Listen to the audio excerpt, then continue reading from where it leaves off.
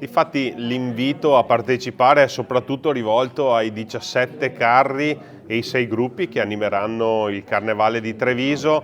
Ricordo che dietro ad ogni carro c'è un gruppo di volontari che lavora praticamente tutto l'anno per allestire il carro, le coreografie e poi vengono ad animare questo carnevale, quindi è giusto celebrare questa forma di socialità, di volontariato che è davvero bella e che invidio. Quest'anno tra l'altro celebreremo i 25 anni del carro del quartiere di San Giuseppe, quindi un appuntamento importante. Vi invito davvero a partecipare tutti. Sì, assolutamente sì, l'associazione Carnevali di Marca da questo punto di vista sono davvero straordinari per l'impegno, la professionalità e la credibilità che mettono in campo quando organizzano questi eventi che vengono fatti in sinergia con le istituzioni e soprattutto da un punto di vista della sicurezza verranno garantiti tutti, la presenza ovviamente delle forze dell'ordine e tutti i presidi necessari contro eventuali atti terroristici, perché questi eventi devono rispondere alle direttive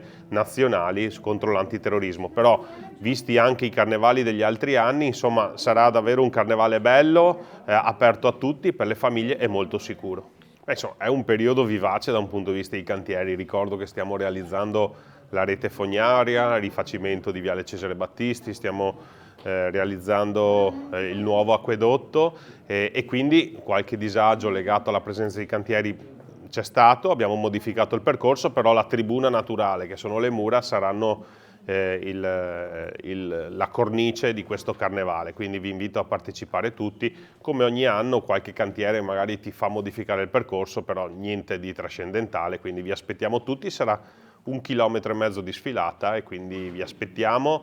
Lo dicevo, ai bambini con la maschera e agli adulti toglietevi la maschera di adulti seri e diventate tutti un po' bambini, quindi gli adulti tolgano la maschera e i bambini se la mettano.